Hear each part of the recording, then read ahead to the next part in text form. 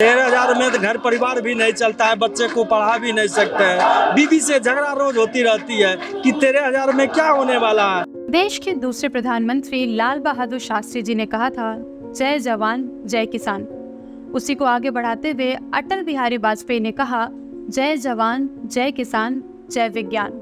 विज्ञान के क्षेत्र में देश को तो चंद्रयान 3 की सफलता मिल ही गई है, जिसको लेकर दूसरे से देशों से भी भारत को सराहना मिल रही है।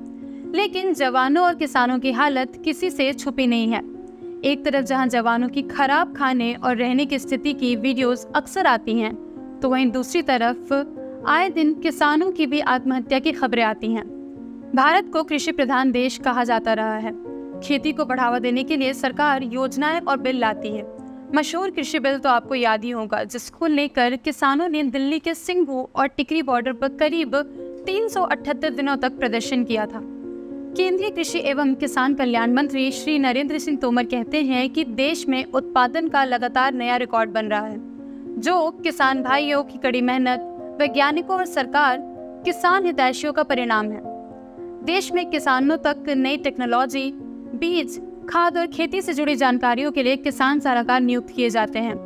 ये सलाहकार गांव-गांव में जाकर किसानों को अच्छी खेती के बारे में बताते हैं, जिससे देश में अच्छी फसल उपज हो। लेकिन अपनी मांगों को लेकर जब एक किसान सलाहकार धरना देते हैं, तो इनके ऊपर पुलिस के द्वारा लाठियां बरसाई जाती हैं। हम लोग आर ब्लॉक चौराहा पर धरना स्थल पर थे। वहाँ पर हम लोग शांति में अपना अतिबत्ती कर रहे थे। पुलिस वाला उधर से आए और ऐसे गिरा दिया, गिरा कर मारने लगे। देखिए हम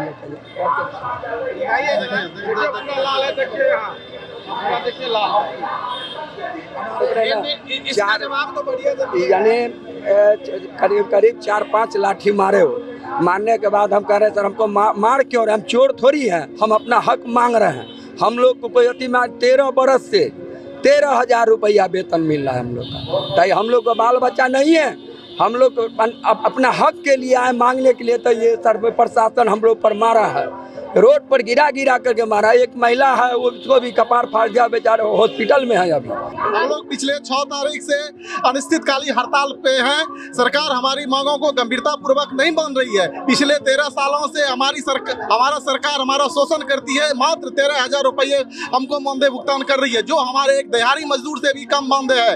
हम पिछले 2015 में जनसेवक का कैबिनेट होने वाला था, लेकिन हमारा सरकार हमारी कैबिनेट नहीं की, जिसमें हमें अधिमानता देने की बात कही गई थी। लेकिन आज तक हम रोड पे देख रहे हैं, हम लोग रोड पे हमारे कितने भाई बहनों को आज बेरहमी से पीटा गया। ये तानापूर सरकार जो है हमारे साथ जो है अन्याय कर रही है। हम लोग जनसेवक बनने के लिए मांग कर रहे हैं। इसके पहले आप लोग किस तरह से कार्यरत हैं? नहीं, हम लोग 2011-10 से कार्यरत हैं, जिसमें कि 2014 में हम लोगों की मांगें मान ली भी गई थी, लेकिन मौखिक रूप से माना गया था और कुछ लेटर भी आया था, लेकिन बाद में फाइल को दबा दिया गया और कुछ हो नहीं पाया। धरने के बाद जब हम एक किसान सलाहकार राजा राम सिंह के घर गए, तो देखा कि वो किसी तरह से एक किराए के मकान में छोटे से कमरे में अपने 2 बच्चों के साथ रहते हैं। उनका कहना है कि कई बार वो बच्चों को पढ़ाने के लिए कर्ज लेते हैं, साथ ही कई बार ऐसा हुआ उनके साथ कि उन्हें अपनी ज़मीन भी बेचनी पड़ी है। अब तो किसी तरह अपना जीविकोपार्जन कर रहे हैं। 13,000 रुपया में महंगाई में तो कुछ होना नहीं है। जितना महंगाई है, पढ़ाई लिखाई खाना पीना, कोई ऐसा सलाहकार नहीं है कि जिसको 5 से 7 परिवार नहीं है। तो अपना खेती बाड़ी है, नहीं होता है तो आदमी अपना कुछ खेती बाड़ी भी हटाता है।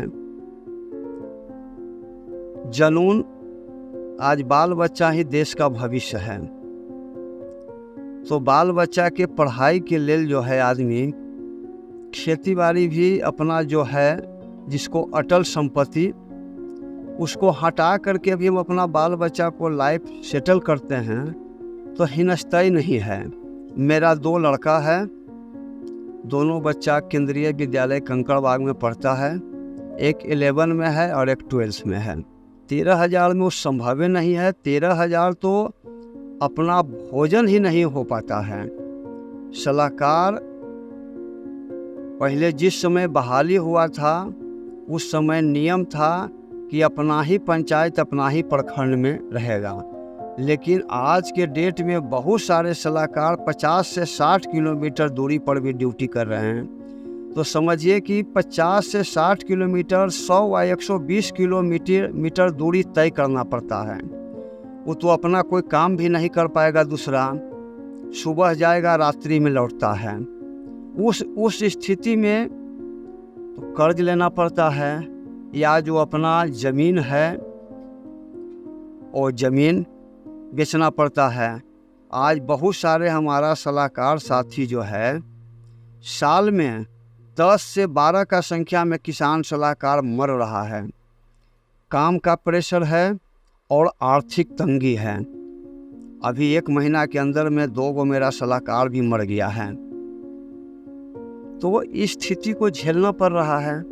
आप लोग घर कैसे चलाते हैं, क्योंकि आप लोग का एक परिवार होता है? हम लोग तो 13,000 में नहीं चलते। हम लोग दैनिक मजदूरी भी सही नहीं मिल पा रहा है, इसलिए हम लोग आउटी से अपना खेती गृहस्थी भी करते हैं। दूसरी बात, छोटा मोटा बिजनेस भी करते हैं। लोग 13 साल से आशा पर लगा हुआ है कि अब मेरा परमानेंट होगा, अब परमानेंट होगा। इसी आशा पर लोग टिका हुआ है, और नहीं तो इससे ज़्यादा तो एक लेबर क्लास के भी लोग कमा रहा है। जनसेवक की भारी कमी के कारण हम लोग की नियुक्ति हुई थी, जो उनका कथन है। अच्छा, एक बात बताइए, हम आपसे पूछेंगे, डॉक्टर के बदले डॉक्टर बहाल होता है कि कंपाउंडर बहाल होता है? जब उन्होंने एक लाइन में लिखा हुआ है कि जनसेवक की भारी कमी को देखते हुए किसान सलाहकारों की नियुक्ति की जाती है, तो फिर हमको जनसेवक मान क्यों नहीं रहे हैं? कोरोना के समय सब आदमी अपने घर में सोए हुए थे, उस वक्त मगर हम लोग किसान सलाहकार सरकार की योजना, सरकार की आदेश से हम लोग अपना जिंदगी को हाथ में लेकर काम किए हैं। कोरोना में अगर हम लोग कोरोना में मर जाते तो हम लोग के बाल बच्चा को क्या नीतीश बाबू देखते? हम लोग चाहते हैं कि उसमें जनसेवक में कन्वर्ट किया जाए, क्योंकि जनसेवक की कमी को देखते हुए ही हम लोगों की बहाली की गई थी जी। तो वेतन को लेकर भी आप लोग कुछ मांगे हैं? जो जनसेवक का वेतनमान होगा हम लोग वो लेंगे। आपने देखा कि किस तरह से जो किसान सलाहकार देश में जो योजनाएं हैं, जो नई टेक्नोलॉजी है, उसके बारे में गाँव में जाकर, साथ ही ज़मीनी स्तर पर लोगों को, किसानों को समझाते हैं कि किस तरह से उन्हें अपनी फसल अच्छी करनी है। उनके साथ इस तरह से बर्ताव हो रहा है। उन्हें अस्थायी रूप से यहाँ पर नौकरी नहीं मिल पा रही है। साथ ही उनके मानदेय में बढ़ोतरी की भी जो समस्या है वो लगातार उभर के सामने आ रही है। आपको हमारी पूरी रिपोर्ट कैसी लगी, हमें कमेंट करके ज़रूर बताइए। साथ ही ऐसी खबरों को देखने के लिए डेमोक्रेटिक चरखा के यूट्यूब चैनल को सब्सक्राइब कीजिए और फेसबुक पर उसे ज़रूर फॉलो कीजिए। शुक्रिया।